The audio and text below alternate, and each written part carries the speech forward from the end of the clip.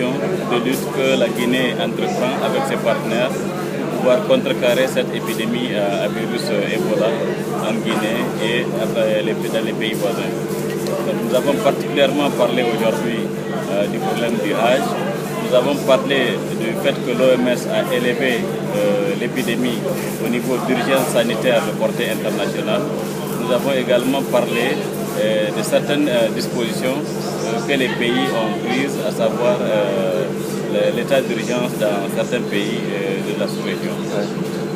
Comment vous percevez la décision de certains pays de la Manoriva de fermer les frontières, comme quoi c'est une mesure vraiment qui devait permettre de limiter la propagation? Est-ce que vous partagez ce point? En tant qu'agence technique, il y a un certain nombre de choses qu'il faut faire pour lutter contre cette épidémie. Notamment, dès que quelqu'un sent les signes de la maladie, aller dans une formation sanitaire. Le plus tôt on va dans une formation sanitaire, le plus vite on a des chances d'être traité. Et ces signes sont notamment la fièvre, les maux de tête, la fatigue intense, les maux de ventre, quelquefois douleur à la gorge, les vomissements, la diarrhée. Dès que vous sentez ces signes, il faut aller le plus vite possible dans une formation sanitaire pour être pris en charge. Le deuxième aspect de cette lutte, c'est le suivi des contacts. C'est une maladie qui se transmet par contact. Les contacts avec une personne qui est malade, contact avec le corps d'une personne qui est décédée de la maladie.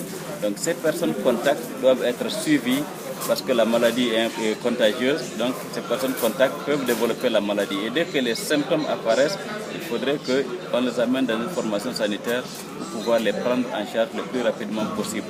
C'est ces contacts-là qui se déplacent de village en village et qui, lorsque les symptômes apparaissent, transmettent la maladie à ceux qui les suivent, c'est-à-dire leur famille, ou bien des agents de santé qui ne prennent pas leurs précautions, ou alors quand ils sont décédés, aux personnes qui lavent les corps, qui les préparent pour les cérémonies de funérailles. Est-ce que pour vous, est-ce que c'était nécessaire pour l'Arabie Saoudite de refuser le pèlerinage dans ces pays de la Manoriva? L'Arabie Saoudite est un pays souverain. Elle a signé le règlement sanitaire international comme la Guinée. Donc c'est à l'Arabie Saoudite de prendre les décisions qu'il faut vis-à-vis de cette épidémie.